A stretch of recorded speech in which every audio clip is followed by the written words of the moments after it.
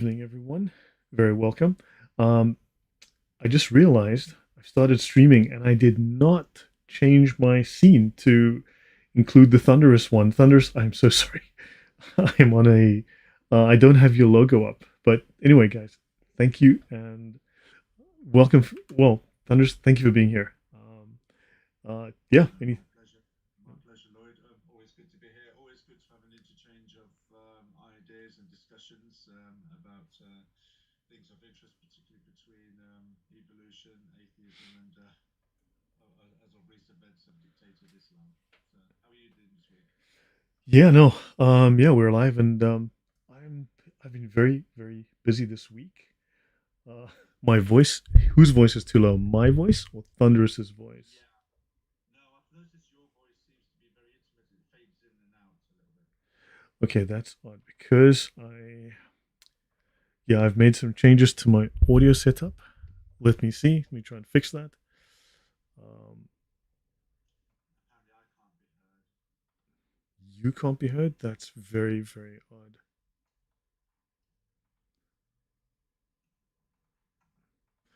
Okay, that's very weird. Yes.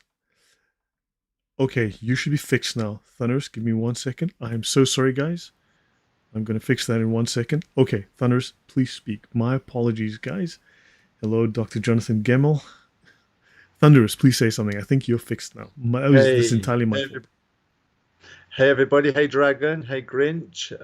Hey, Dr. Jonathan. I don't think we've spoken, but hey, anyway. Hope everybody's okay in the chat on the side, and look forward to any questions that you may have during the course of the evening if you have any.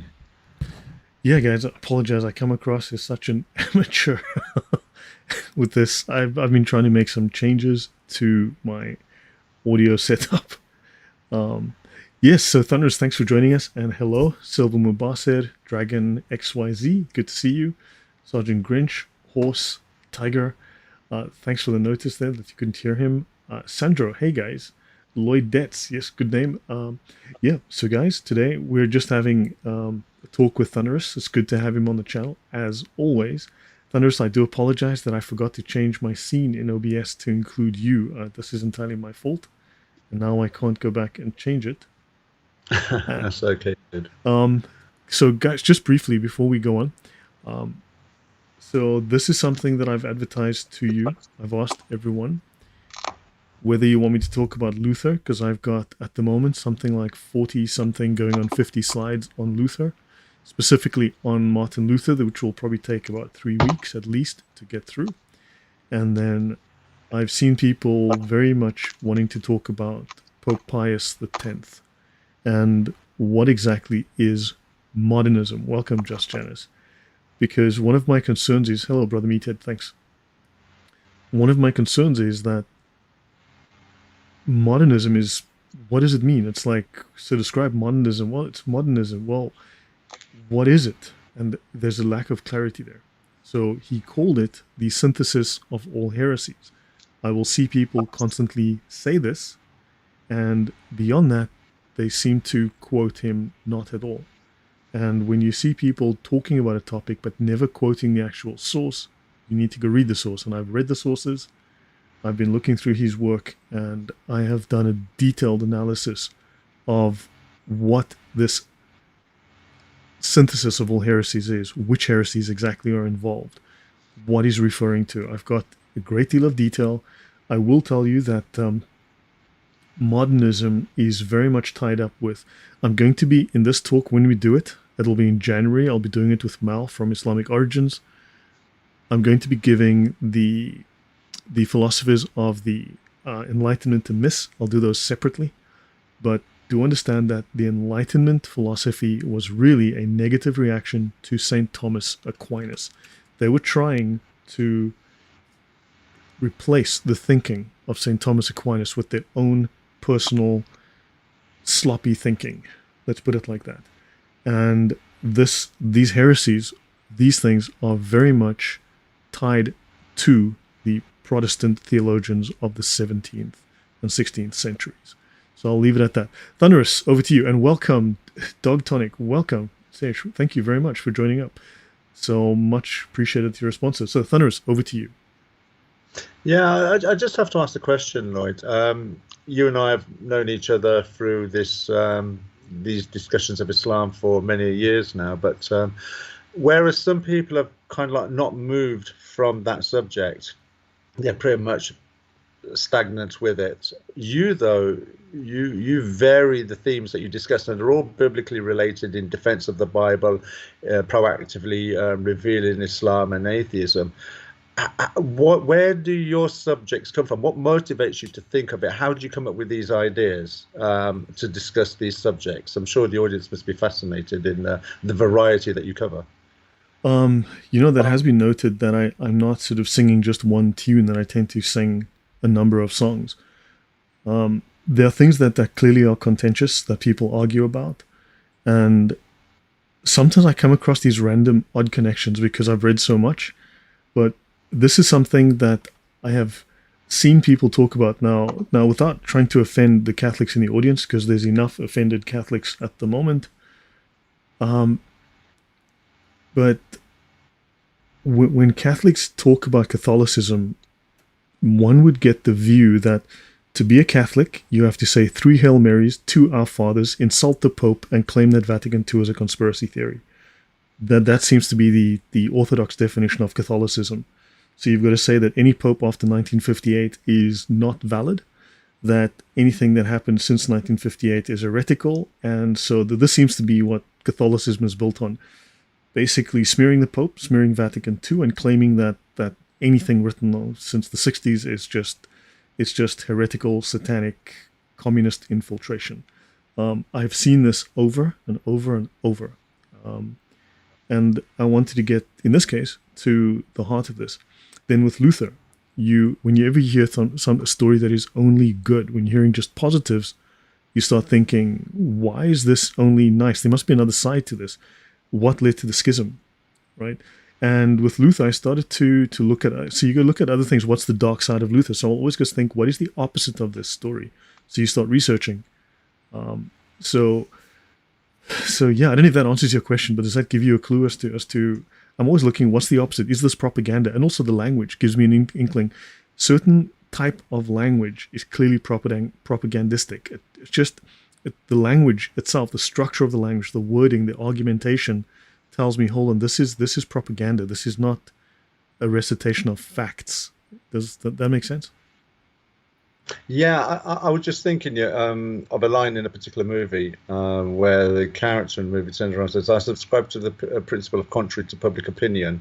So it seems that what you're saying is you've heard comments or quotes and such, and you thought, well, I don't actually quite believe that because of the linguistic content of what you're saying there. So I'm going to do some research and find out for myself as to what the reality is or the truth is to this particular subject. Would I be correct in assuming that? Yeah, I think that's a good way to phrase it.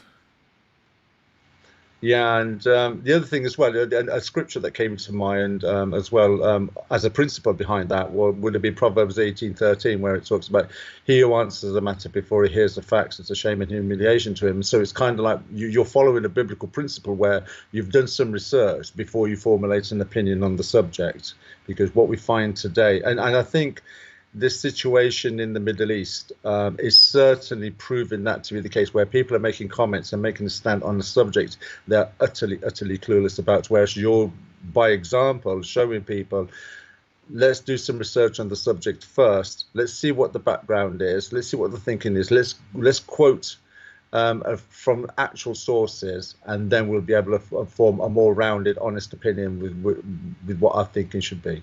Correct. Yeah, I mean, I've had to take the time to look at the sources, not third-party opinion, not paraphrases, but what did Pope Pius actually write about? What did he say? And this for me was interesting. I wanted to know what were his actual words, what were his statements, what were his concerns. Welcome, Villainous. Welcome, Bradley Johnson. And Sekruma says Russian Orthodox has been completely taken hostage by Putin's ex-KGB boss.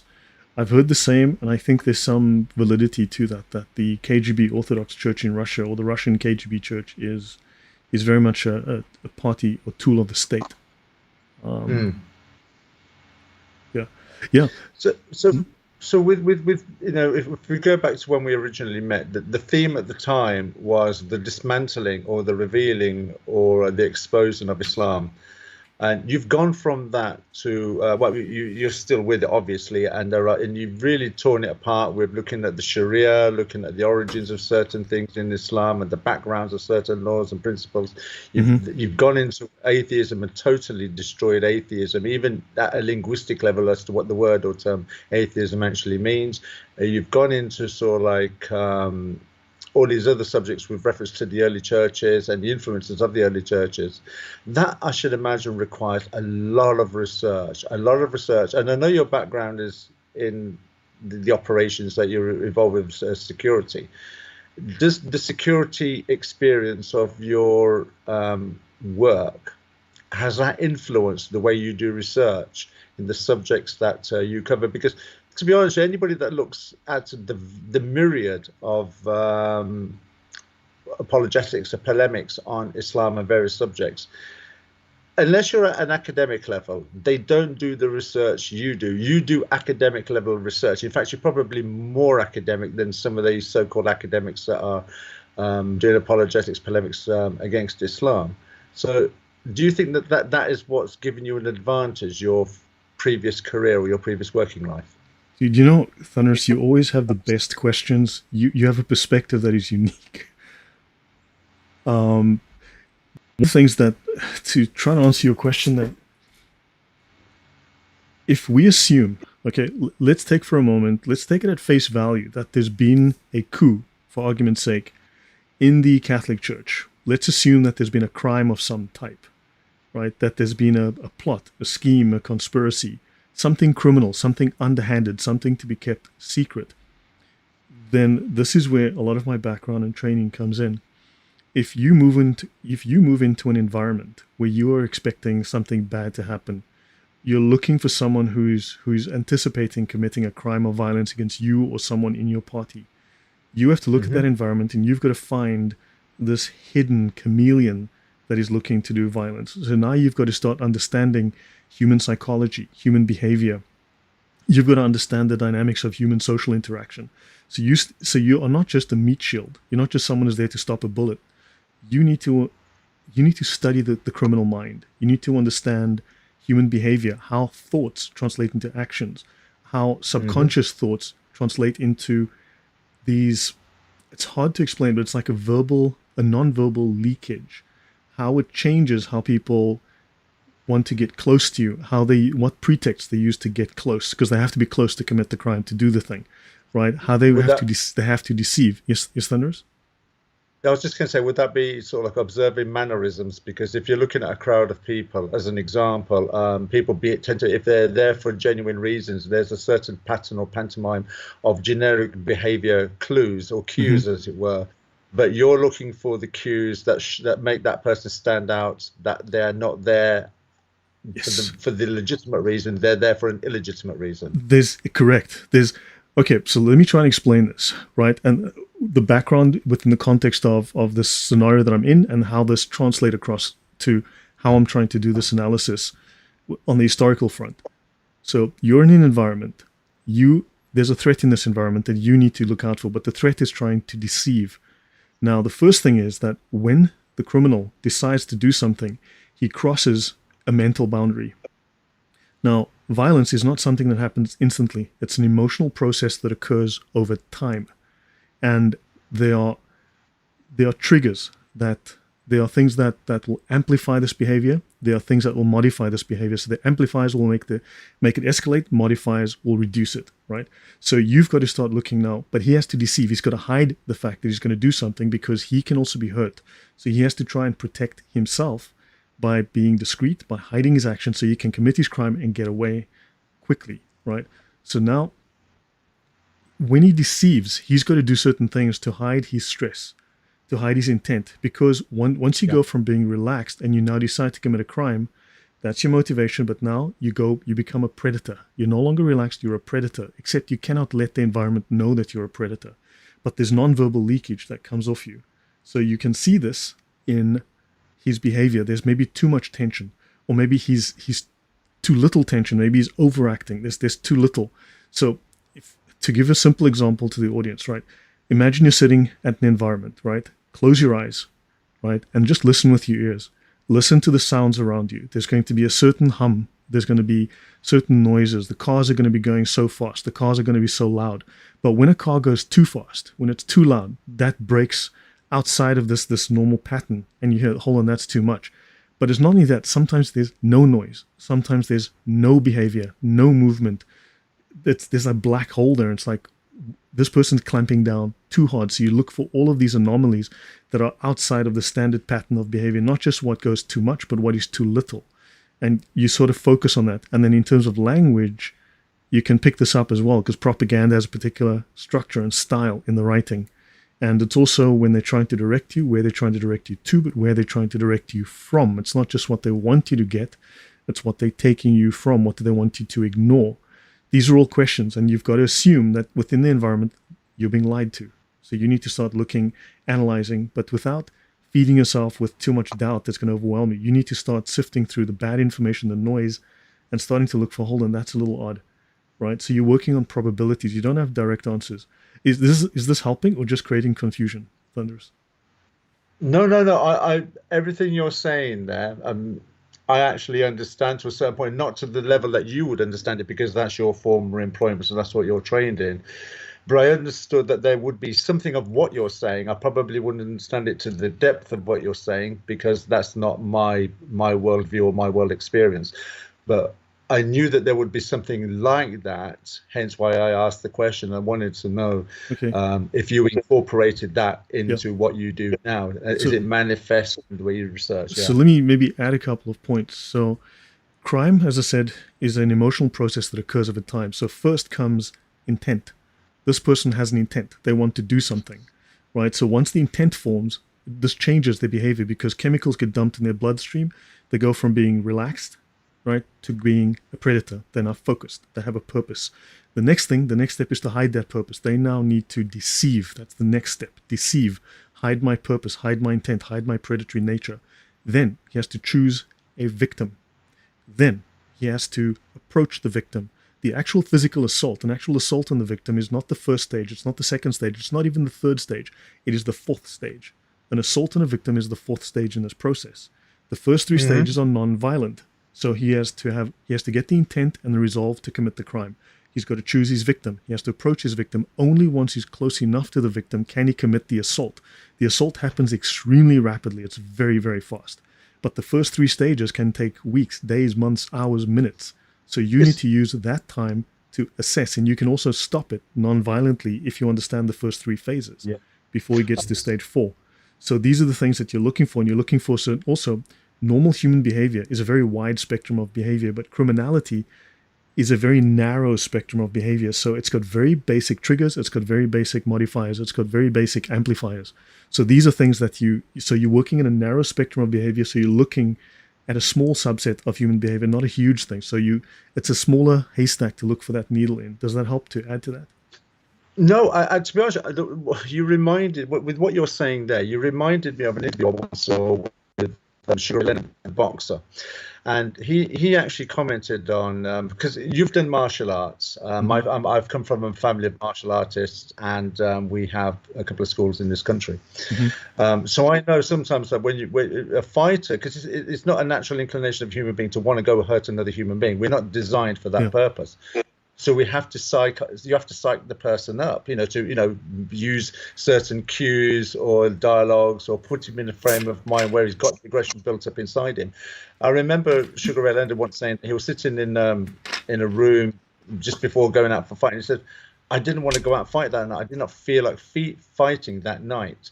So with what you're saying there, the first few stages kind of reminds me of the stages that a boxer or a fighter would have to go through before they go into the ring, so to speak, to have their fight. So those kind of cues you're talking about, they actually, there's such a ring, that's kind of so true, because you see that manifest in other things. Even many human beings that go into a sporting game have to psych themselves up for it, to put their mind and their emotions in check. So do you find, with what you're saying there about the would-be perpetrator of a crime, when do they start the emotional process to do what they're going to do. Because with a team or a fighter, the emotional process starts when they've conceived of the idea of what they're going to do, but the main bulk of the emotion is sort of built up gradually over the course of the date that they've decided to have the fight and the date that they're going to have the fight.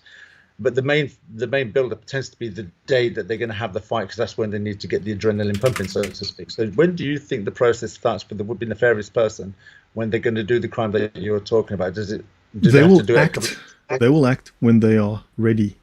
However, so it could be instant. For instance, you're at an ATM, right? But this ATM is in a bad location, right on a corner, let's say, just as a random example. And you were busy pulling money out of the ATM as some bad guy, some big bad guy with a friend, comes around that corner, and they're 2 feet from you. What do? You have no time, and boom, the guy sees the opportunity and takes it. So there was very little time. It was instant. Whereas if you're walking down the street and there's a guy at the end of the street 100 meters away, and he notices that you've got this beautiful watch on your wrist. I mean, I know it's 100, but just work with the example for now. Then he has to deceive you into thinking he's no threat so that you come closer. He either has to come to you or you have to come to him. He's got to bring you to him, something of that nature. Remember, first stage is intent, right? Then he has to deceive. Second stage, he has to choose the victim. Third stage, right? He has to bring you to him or he has to come to you somehow. So he's got to get clear. He cannot steal your watch if he's down the street. He's got to be close enough to you to grab your watch, to touch you. So they either have to. So this can be a slow process. It can be a quick process. However, you also have to think: is the criminal? Is he a top line predator? Is he a middle line predator or low line predator? In the sense of the way I'm defining these words are: if I drop you in the water with a shark, that shark is the apex predator in that water, right? You are lunch, right? You have very little chance. You are not an apex predator in the water, right? So the shark will just come at you and go, what the heck? You look like lunch. I think I'll eat, right? Bang, off he goes, right? Because there's nothing to frighten that shark. It is apex predator. Whereas your perpetrator may not have a great deal of power. He's working on bluster. He's working on image. Psychologically, he's working on fooling people, on manipulation. So he's not so for instance, some criminals will break into a car, break the window, steal something. Another criminal will actually cause physical harm to people. So now what you've got one criminal that won't go past a certain boundary. He'll do damage to objects where someone will actually hurt people, right? So now you've got a difference in the kind of predator, right? In the kind of harm that they will do, the intent that they have. There's the level of intent that shifts as well. Now, when you've got a criminal that is absolute power, he can do what he likes and it doesn't matter. There's nothing you can do. So he'll be brazen and open. Whereas when you've got a very low-line predator who can be hurt by you, if he comes at you, you could hurt him as well. You could cause him harm. If he's damaged, he's going to be hunted by the police and he's hurt and he's harmed. He's got other victims that want him. He's got these enemies amongst the criminal groups that also don't like him, etc. So he has to deceive because he is a potential victim himself. So he has to play this very subtle game. And so these define different kinds of predators with different levels of power and ability. And so you've got to think now, if the kinds of criminals that would come into the church are the kinds of people that got to keep it quiet. They cannot make open moves which would get a backlash. Understand? That would be stupid. So they have to be very quiet and very subtle and take their time. So by definition, I think here they're going to take their time to do this. Does that help, Thunderous? Yeah, no, absolutely. When you started using the term like a predator, it's something that stalks and it does it in disguise or uses the surroundings to not make itself seen or observable to the target. So I totally understand that. It kind of reminded me straight away about paedophile activity. That's how they pretty much behave. Yes, good point. So just one from Scarlett. Wow, thank you, Scarlett, for the generosity. I really appreciate the contribution. She says it all boils down to basic raw human emotion, a discussion between a Christian apologist and a Hindu PhD. Hindu rejected non-contradiction, admitted he had a problem with God contacting that region and those people. Ah, wow. Yeah, non-contradiction is very much a Western concept. Don't assume that other cultures share your views, share your values. On the point of values, here's another thing, okay? Here's another point. That's something to keep in mind that I used to teach people when you're going into a potential risky environment, right? When you are walking through an environment, minding your own business, and you see something. Now, okay, here's a very simple rule of thumb again, and I kind of end up applying this experience, this personal experience, into the way that I work with the data, right? When I'm doing my analyses here. Here's a very simple rule of thumb. There are three things that are needed for a crime to happen. You need ability, you need opportunity, and you need intent. Think of them as a triangle. Ability, opportunity, intent, right? If you take away any one of those, you don't have a crime. Now, ability is you have size, strength, numbers, weapons, or any combination of these which allow you to commit the crime, which includes proximity. You need to be close, right? So size, strength, numbers, weapons, and proximity. Next thing, opportunity. If you're down the street, I can't take your watch. I need to go to you, or I need to bring you to me or something. I need to be close enough to do this. Intent, right? Intent is the willingness to follow through, right? It's how far you're willing to go. Now, this is like this triangle of jeopardy. If you take away any one side of it, the crime collapses. But if you see any one of those, especially if you see two of those, you've got to wake up and go, hold on, is the third going to form? Because it can form spontaneously. It doesn't mean that the crime is intent-driven. It just means that suddenly there was opportunity and someone took it. Like as the saying goes, when you come across many a theft has been thwarted by the cupboards locked when you got there, right? Just because you would have been. Hold on one. I'm looking forward to your insight into this. Will probably help me look from a different perspective with your skill set, Lloyd. Situation in the Catholic Church now has me struggling. No, I understand that, and that's actually why I started looking into this. I've seen this now. For instance, intent. Let me give you a story. I can tell you various real stories, but I wasn't expecting to do this. But let me give you a simple story. Your girlfriend walks to the car. She's at a party with a bunch of people. Her car is parked just around the corner, but it's a quiet area. It's the darkest street, and a car's parked around the corner, a little bit away from the noise and the lights, right? So as she walks to the car, she suddenly realizes there's two guys lounging across from the car against another car, but for no reason. They're just lounging there waiting for what? So she gets this concern. She has this weird feeling, right? What's happened is she has picked up intent. Her instinct has told her, hold on, there's something weird about this, right? She's picked up intent. That nervous feeling that she has, she's picked up intent. She's sensed this non-verbal leakage off these guys. Now, two things are missing. Opportunity and, okay, so they have the ability, okay? They don't yet have the opportunity because she's still coming around the corner and she's seen them some distance away. So she sees there's ability. There's two of them. There's one of her. This nervousness is her picking up their predatory signal. She's responding to it. She's actually open to it, which is nice. So she's picked up intent. She's picked up ability. She fails to give them opportunity. If she stops, turns around, walks back, goes and fetches 20 of her best male friends from the party to then walk her back to the car. If she walks to the car, there's ability, there's intent, and she has now given them opportunity. The triangle closes, bang, you have a crime. If she comes back with 15 of her best male friends from the party to walk to the car, the guys are still there, but they have intent, right? They no longer have ability. They have opportunity, but the intent evaporates because suddenly it's 15-1, and they go, you know what? I don't want to do this because they're middle-line predators, so they disqualify themselves from this action. So you've taken away intent, there's still the opportunity because you're there, but you've removed ability. So you need to play with these things. Remember, as I said, the physical action is only the fourth phase. If you can stop it in the first three phases, you can stop it non-violently. Does that make sense? Absolutely. And I love the way that you've broken that down by using that illustration as well. Yeah, superb, Lloyd. Superb. Yeah, so I can give multiple stories and examples, but so I'm applying this kind of thinking and looking at the kind of behavior when I'm analyzing these things, and I'm going, okay, look, if there's a crime here, if someone's lying, how are they lying to me? What's happening? What does the language tell me? And language tells you a lot. I had to spend years learning language structures to teach me about how people use language to deceive, to manipulate, and how to de-escalate situations by engaging. I had to go into dangerous situations, de-escalate, talk people down, and learn how to work with this, So, yeah, hopefully does that add to that? No, absolutely. I mean, there are people who listen to police interviews and just take off like the verbal cues off, say, the person being interviewed as to whether they're being honest or not. There are those that look at mannerisms to see if they're being honest in their behavior or their pantomimes, as it were.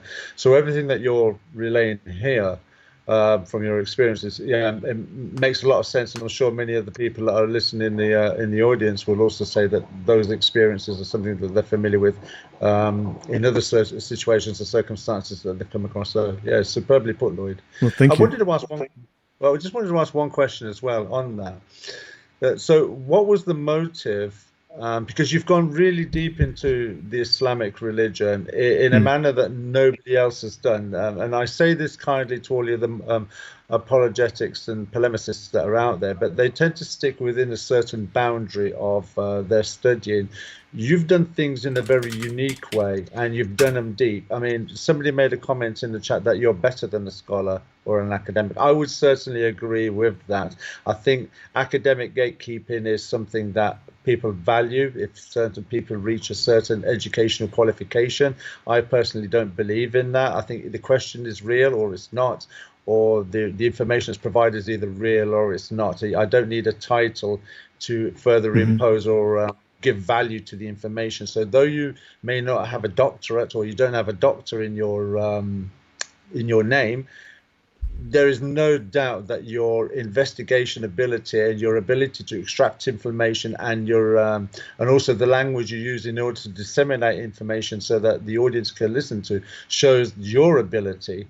But what motivated you with all of the skill set that you have to go into Islam? Because that's the first thing that you and I first came across with when we came across with each other. Yeah. It was Islam. So what got you there?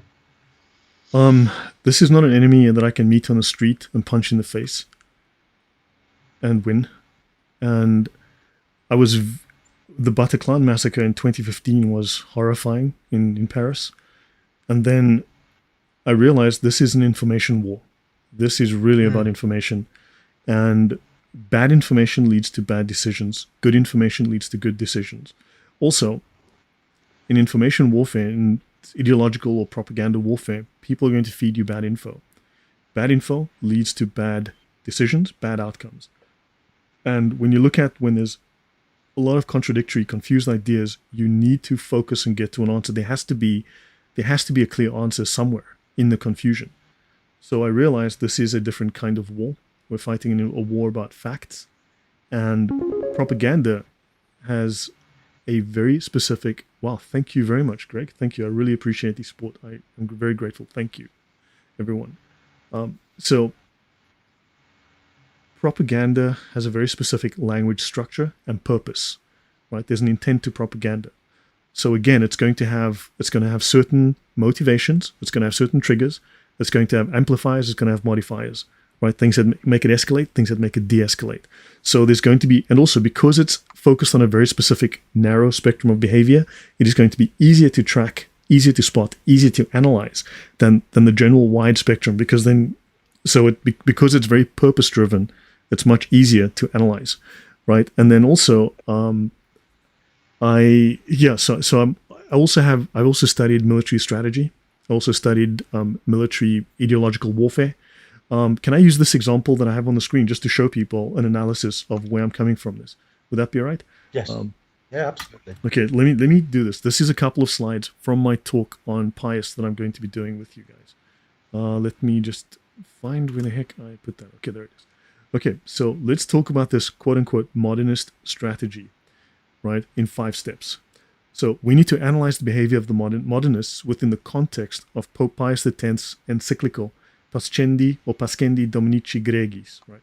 Now, he wrote several. This is just one of them. Understand, this is not the only one that he wrote, right? And we can approach this critique using logical analysis. And I am very, very committed to utilizing detailed logic, proper propositional logic and proper classical logic, while staying within the boundaries of Catholic doctrinal perspectives. We've got to keep it within that perspective so we stay grounded, right? And also looking at history. So let me continue.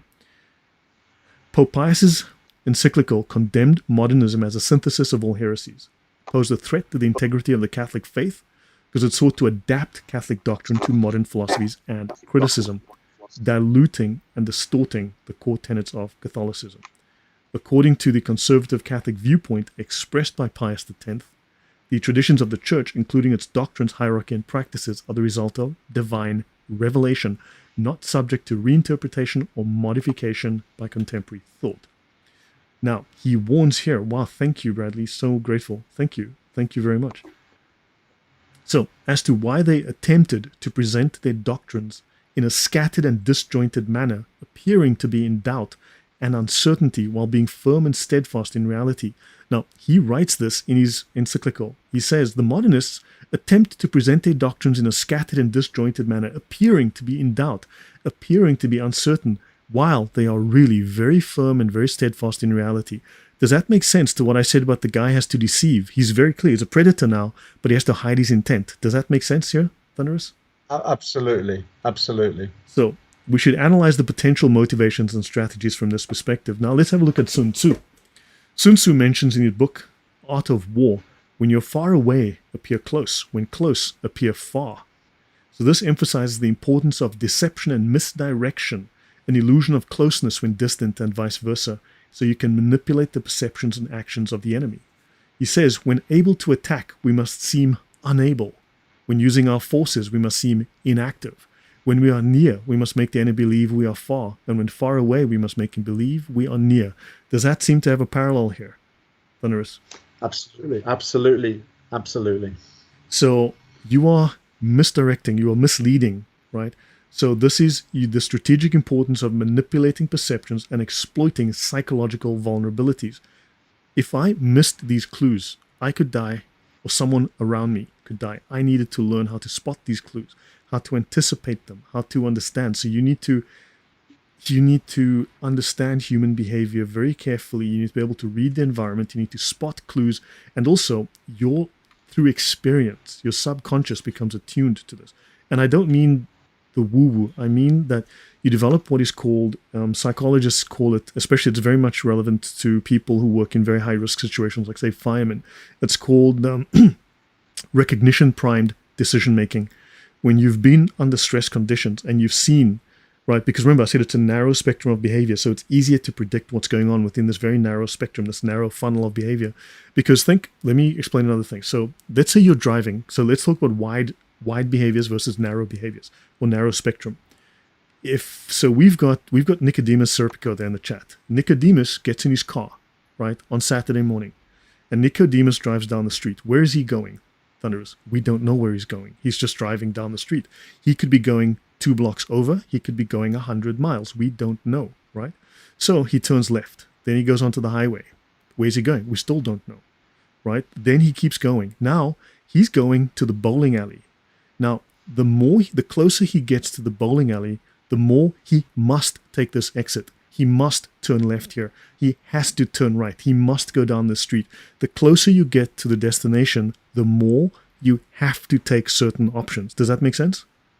Oh, yeah, because the options are narrowing down. The options are narrowing. So you're in this funnel and it's coming down.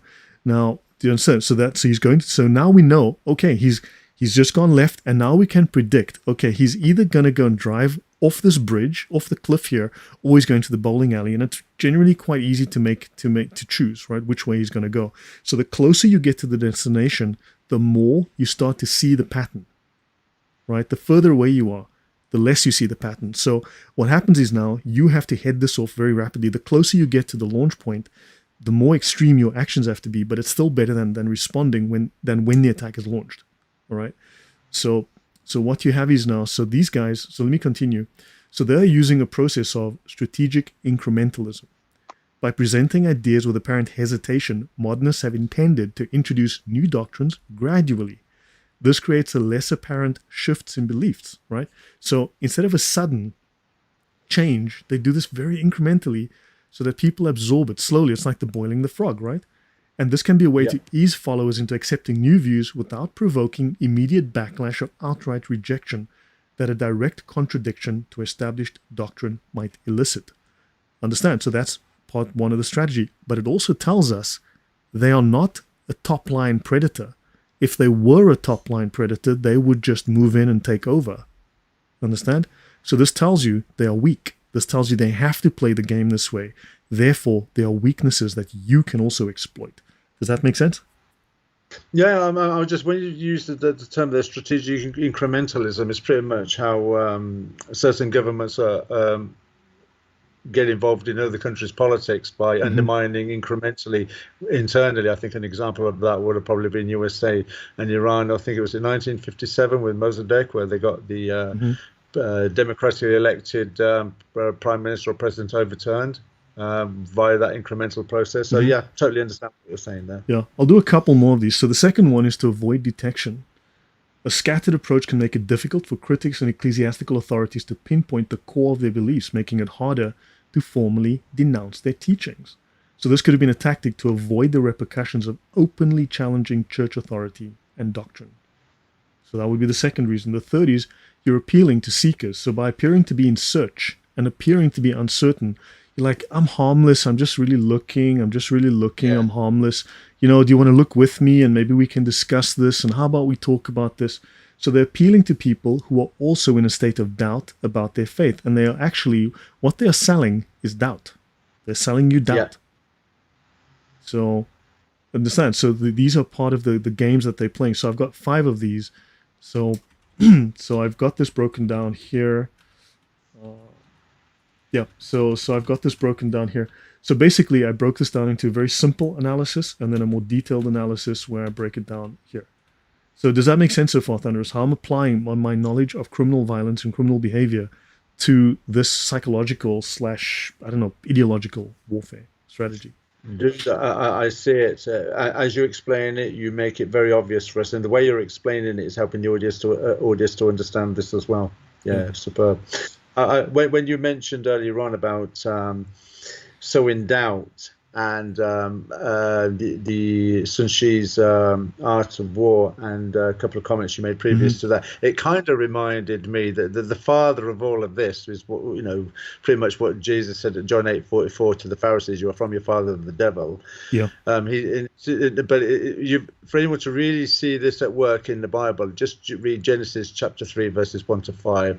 Everything you've said here in this discussion, you can see in Genesis chapter 3 verses 1 to 5. Should we have a look at that? Should we bring it up? Yeah, sure. I can bring that up. Genesis 3, 1 to 5. Let's have a look, see what we find here. Okay, there it is. Should I share my screen with you? Let me share my screen, Thunderous, so that... Sure. Let me just go into this, share my screen so that you can see what I am sharing. My apologies, I should have done that in the beginning. I'm sharing my screen with you now so you can see what I have on my screen. Okay, it's not come up yet. No, it's in your Skype. You can see it. It's in your Skype. There it is, yeah. Got it. Yeah. So yeah, go ahead, please. You know more about the biblical stuff than I do. Okay, so it says there, now the serpent was more crafty than any of the wild animals the Lord God had made. He said to the woman, "Did God really say you must not eat from any tree in the garden?" Yes, The woman you're said to right. the serpent, "We may eat from the trees in the garden, but God did say you must not eat from the tree that is in the middle of the garden, and you must not touch it, or you will die. You will not certainly die," the serpent said to the woman, "for God knows that when you eat from it, your eyes will be open, and you will be like God, knowing good and evil." You're a genius, Thunderous. Notice how you have this first question, which is sowing doubt, and we identified that. But notice it undermines, right?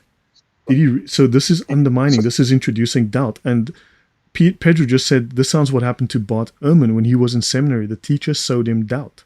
Yes, this is doubt. It undermines. It creates doubt. Straight from the devil. Thunderous, you're a genius. I'm not. I just read the Bible, dude. It's brilliant, though. I mean, I'm working. No, I'm not a genius. You and I have worked on many things in the past, and I think it's just a relationship between you and I where we work well with each other. But notice the strategy. Notice the strategy, the language. Remember I said language is a clue. Language itself is a great clue to a strategy. Because look, if the guy can't come over and just kill you, right? He can't drive over you or stab you in the throat or something like that, right? He has to use language. So this language has to have a particular form, a particular structure. There's a particular strategy behind the language. So notice he opens with a question that undermines your faith. A question that introduces doubt. It's an undermining style question. Do you see the strategy there? That would make a red light go off in my head immediately. The moment I read that type of question, I'd go, hold on. That's someone playing a game. That's running. Someone's running his game here. Then I start looking for the rest of the clues. Does that make sense? Absolutely. Can I just discuss this first for a moment, just so like give us some kind of idea of what could have possibly happened here? Then maybe you can analyze my summary of what I think took place, and going by the Right. discussion that we've had. So, how would you be okay with that? Yeah, yeah. Please go ahead. Floor's yours. Please. Well, It's your time. Yeah. when you think about it, you'll notice that Satan used a snake. Now, when you look in the Garden of Eden, when Yahweh made Adam and Eve, he gave them the ability to think, he gave them the ability to reason, he gave them the ability to plan and to communicate with language. No other animal has that. You'll notice that Eve didn't question the ability of a flipping snake talking. She didn't think to herself, hang on a minute, it's a talking snake. However, if you had a fly on the wall documentary team, and I often use this sort of illustration of having the fly on the wall documentary team, if you're watching this, there's a possibility. Let's just speculate a moment. She knows animals don't talk. She's been in the Garden of Eden long enough, and certainly Adam has to. You'll notice when you talk about opportunity, you'll notice that Adam wasn't anywhere near her at this moment of time, and Satan went for Eve, not Adam. So Adam possibly was the target, but Eve was the bait for the target, if that makes sense. Right. He also went using the snake. Now, Adam and Eve were told not to eat from that tree. Yahweh did not say that other animals couldn't eat from that tree. Now, the snake could have been sitting in the tree. Okay? And now, when you look at all the animals that Yahweh has made, which animal, when it eats, can you look at and say, oh, that's just eaten? Yes, the snake, because it's the food's in. You can see the little bump. Yeah. Yeah. So it could be that Eve was deceived into thinking that this snake that is sitting in the tree that we've been told not to eat from has now eaten something from the tree we've not been told to eat from, that we've been told not to eat from. I can see it's just eaten. I can see the belly slightly swollen from what it's just eaten. Now it's talking. So she could have been deceived. Very interesting right? perspective. Yes. Right, because if you think about it, what did the Apostle Paul say about Eve in this situation? So Eve is a real person. They're not allegorical people. They're real people. Okay, there's no doubt about it. The scriptures monumentally confirm that Adam and Eve are real people. So what did Paul say about Eve? He said of Eve, she was thoroughly deceived. Wow. Wow. That's what was said. So when you think about it, everything that you've just discussed this evening with the tactics, the steps, the triangular and that, everything you've said, we can see in these 5 verses. And this is where, when you think about all the deception that's ever taken place in human history since, this is where it starts. And you've just summarized it beautifully. I repeat it. You're a genius, Thunderous. No, I'm not. We work well together. It's just team effort, mate. It's a team effort. Wow. That is an incredible analysis. I mean, as a perspective on this, I mean, I haven't heard that before. I mean, I am this is an incredible way to present it and think about it. Right. Yeah, because when you think about it, it's not until Revelation 12 verse 9 where it says, down the great dragon was the original serpent. So nobody knew who the original serpent was until Revelation was revealed. It was only then that that's why it says the original serpent, clearly referring to Genesis chapter 3, verses 1 to 5. And then you get the identity that it's Satan. That was the original serpent. So it's all, there you go. And like I said, the Apostle Paul did say Eve was thoroughly deceived. And there's the big clue there with everything that you've just said. You got me thinking, now I'm thinking maybe I need to do something on verbal analysis, on statement analysis, on propositional logic, just to learn to understand how ideological warfare works and how language works in propaganda versus normal communication. Well, it's interesting. I brought up the scripture in John 8:44 where Jesus turns around and says to the Pharisees, you're from your father the devil. He did not stand fast in truth, and he's a manslayer. Well, the interesting thing is, with everything you've just said now, just a moment ago about words, Jesus says that Satan's a manslayer. Well, Satan's never killed anybody. Satan has actually never took anybody's life with a weapon or by strangling them or throwing them off a cliff or anything. So why did Jesus say that Satan was a manslayer? Because he used words to deceive Adam and Eve that took the course of the road of death. He killed them by deceiving them with words. Right, destroyed. So you know what? You just made me think. Jesus is the Logos. God is Logos, right? Logos is the word, and God is reason. So the words must be reasonable. There has to be a structure, logic, reason to them. I mean, the word theological, right? Theological, not theo-illogical. So Satan must be the anti-Logos. Yes. Very interesting. You just made me think, man. You just changed. You know, you always come up with these incredible perspectives and questions. Wow. Not really. It's all there, dude. No, that's interesting. So let's just say I'm attuned in a certain sense from my past experiences dealing with people face to face.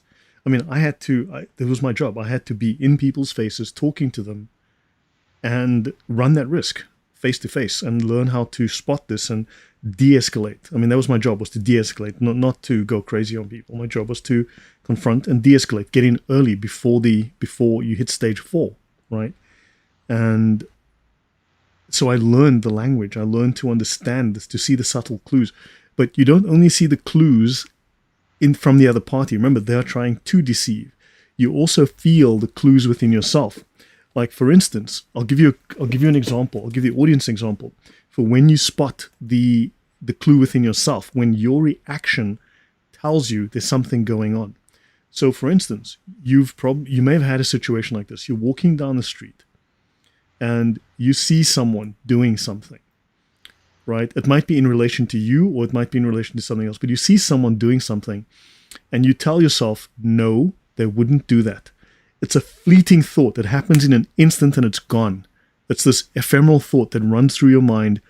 You think, no, they wouldn't do that, right? And you discard it. So this is very odd. This happens to people all the time. So what happens is that is a value judgment. You've looked at someone doing something. You've extrapolated where this could go. You've run an analysis and you've assumed that this could be a criminal or some kind of wrong behavior.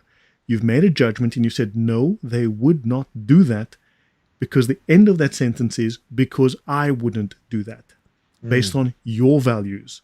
Based on your values, you've then tacked on. So you have, in other words, you've denied what they're doing on the basis of your values. I have told people, when you get, women especially, when you get those 3 words, or when you get those words in your head, no, they wouldn't do that. If at any time that impression goes through your mind, you need to stop, and seriously, you need to start taking a look in your environment, and you need to look for ability, opportunity, and intent, because you've just seen something that could go bad, real soon, right? You have to, right? Because their value system would allow them to do that. Yours wouldn't. He is relying on you to go into denial. He's relying on your denial based on your value system, because his value system, he would do that. So this is one of the ways. So you pick it up in yourself. You see, you've picked up the nonverbal leakage. You've picked up the oddity, and your brain goes, your emotions go. And in this case, your emotions are critical to you, that you need to start listening to them. And I don't mean being emotional, but this is a clue. This is telling you, hold on. So does that make sense, Thunderous? Yeah, absolutely. I know, because what you're saying is that a person can sort of like form their opinion of a situation because of their own presupposition and disposition, Yes. that they wouldn't react in a particular way. And do you not think it's also wishful thinking that they don't want, that they're deceiving themselves? Could it also be a form of deception where they're deceiving themselves that action won't take place because it's a hoped for desire on their own part, not because of their own disposition, but because it's a hoped for desire, because they may end up getting hurt in the situation themselves? Yeah, helplessness. Yeah, so there's helplessness, there's a fear.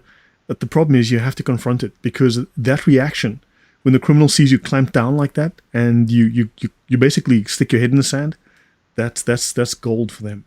So these are things that you need to work against. So very often your own inner responses are the clue to that something's going on. So when I read something and I get a certain feeling or I get a certain thought, that tells me, hold on, stop a moment, look, check your environment. Something's going on.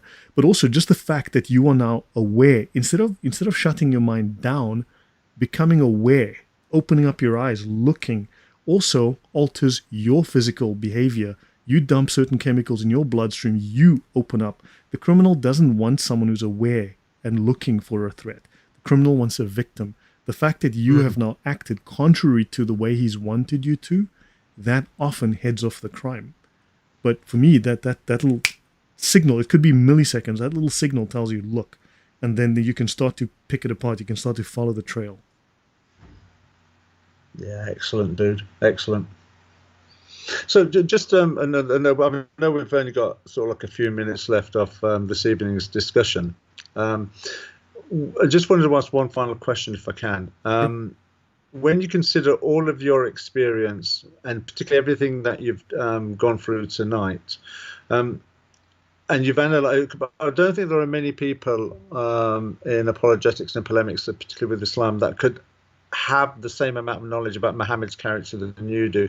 Not just because of the information that you've gone through, and I don't think anybody's covered as much information and so varied information as yourself over the years, but also your understanding of psychology and your experience in close circuit protection. Close protection. Close protection.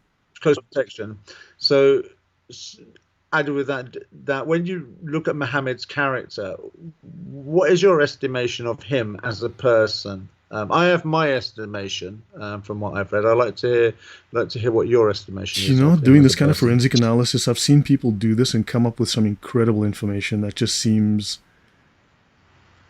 You've got someone who was abused as a child, someone who was abandoned, someone who had no strong father figure, someone who...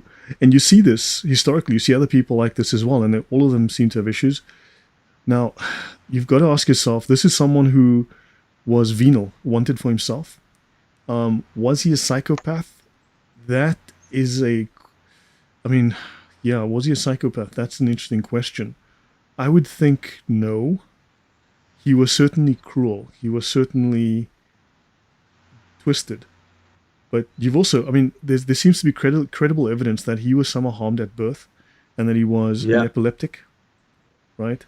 Yeah. There are certain stories which one can interpret in a medical sense.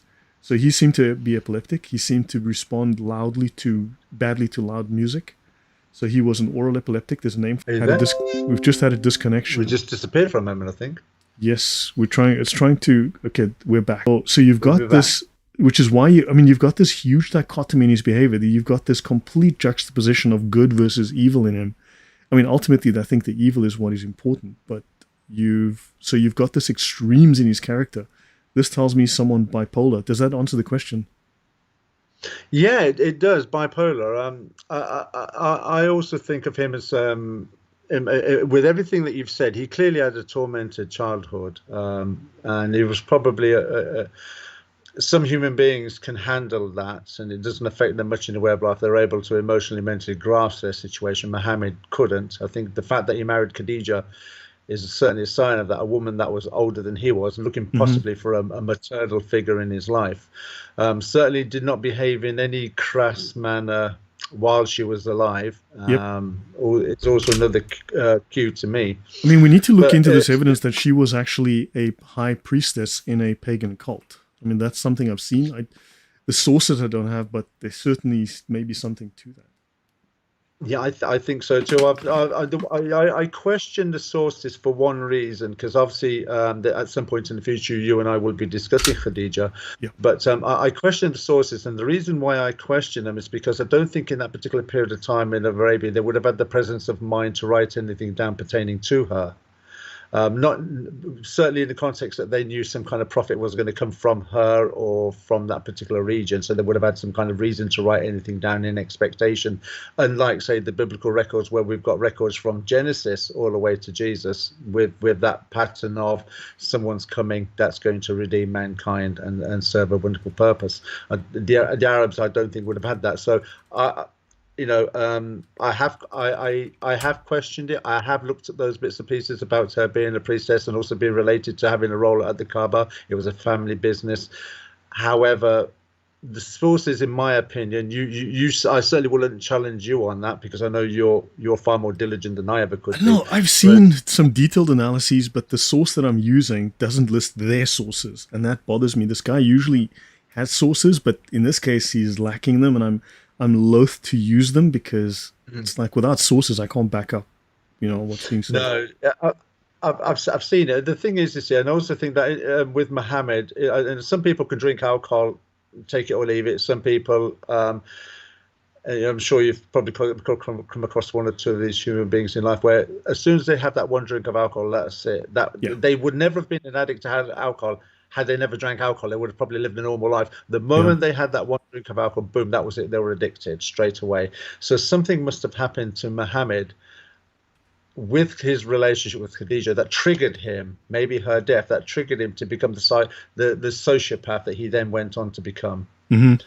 Yeah. Because his childhood certainly has an influence. The fact that he married a woman that was older than him, that certainly had an influence. The fact that he never made any decision inappropriate to women until after she died. But as soon as she died, some kind of vengeance or hatred towards women then overtook him. And you certainly see that in the condition of women before Muhammad and the condition of women in Islam after Muhammad. But that's a discussion for another time. Yeah. Okay, so I want to end off on one small thing. Pius X, in his encyclicals, he wrote several. He didn't just write one. Okay, he wrote several. He references 1 Timothy 6:20. O Timothy, keep that which is committed to thy trust, avoiding profane and vain babblings and oppositions of science, falsely so called. I have mentioned this verse over and over. I've referenced it in context of Gnosticism. The Bible here is talking about Gnosticism. Pius is referencing this because he is talking about Gnosticism. Not only, but this is like an opening statement. So he is saying this is Gnosticism. He goes on and lists a number of other heresies, a number of other issues. He names them. And I've gone into detail through all of these. But understand, he's talking here, and ultimately, it's just Gnosticism. So, Bradley Johnson, I'd love to know, drop you in the chat. Let me know what you'd like me to discuss in terms of this whole psychological thing. But, I can do a talk on psychological warfare, at least ideological warfare, on propaganda warfare, especially with regards to... Thunderous, should we do something on ideological warfare, how Islam does it? I have notes on that, and I can probably we can do a talk on that. Would Tuesday... Yeah, you said Tuesday's a good night for you, right? Wednesday, so it's either Monday. Monday's the preferred night, but I know that you do something your own. So Wednesday, you say Wednesday? Not this Wednesday, because I did say that the reason why I've not been around for a few months is because I've been dealing with an external issue that has cooled down, but I'm still involved in certain activities, so I won't be able to plan. So when would be best for you? When's the next time is best for you? Next Sunday. But then after next Sunday, we can then I'll have a little bit more freedom to do other nights, like a Wednesday or a Thursday. Okay, so tell you what, maybe next Sunday, let's plan for next Sunday. We can talk a little half and half, a little bit about Khadija, and then we can also talk about some of this Islam stuff. With the ideological warfare, the methods of the Muslim Brotherhood might be interesting to talk about that.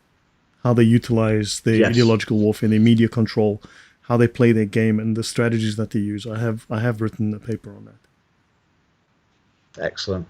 Yeah, I'd love to be a part of that. So Bradley Johnson says, yes, I'd like to know more about psychological warfare. I know your videos on Islamic deception. So yeah, watch the videos. That'll be helpful. Gives you background. So guys, I'm going to be talking about this. Of course, Professor Dr. Prophet Martin Luther will make a guest appearance, as always, in our little talk here on Pius X. But this here is information that you have. So, so guys, we're going to be talking at length about Pius X, and we're going to be talking about, he's got the Notre Charge Apostolique, there's the Oath Against Modernism, there's a number of papers, right? There's quite a number. There's the Pascendi Dominici Gregis on the doctrine of the modernists. There's also Prestantia Scripturae on the Bible against the modernists, and of course there is also Communium Rerum, where he discusses Saint Anselm, and this problem goes back to the 11th century. This goes way back. This is not a new problem. It's a lot of reading, but this is going to be very important to understand. I've gone into detail. I have not seen anyone else. Someone in the chat, one of you knows, you know who you are. I think it's an Indian sounding name. you pointed me to a talk by Father Chad Ripperger. That was literally the only talk that I found that was actually worthwhile. It was actually good. I'll cover that in a different topic, but otherwise, I've seen just it's been a waste of my time going through a lot of other materials. So I decided to just do this. Okay, Luther for this live stream. So Thunderous, any last words from you before we go? No, I think I've enjoyed this evening's discussion. I hope the audience has enjoyed this evening's discussion too. And I'd like to thank you for inviting me on your show again this week. Yeah, thank you, guys. So I really appreciate Thunderous's presence. Always a pleasure to have you on. And guys, so thank you all very much for your time, your attention. And I will see you guys, if not tomorrow night, probably Tuesday, because I need to work on just some final notes for my talk on Aquinas and scholasticism, which actually merges into this. Pius X was a very strong proponent of scholasticism, not Aquinas specifically, but actually he goes back to St. Anselm prior to Aquinas. That's very important to him, as you can see here in his talk on St. Anselm here. And this was a fight against anti-scholastics. Keep that in mind. So it's important you do understand scholasticism and Aquinas and the fight that St. Anselm was having within the Catholic Church as well. So I'll call it a night. Thank you, guys. Thank you very much for your time. God bless. And Thunders, we'll see you in a moment. Thank you, guys. Yeah, thank you, everybody. Thank you for participating and listening.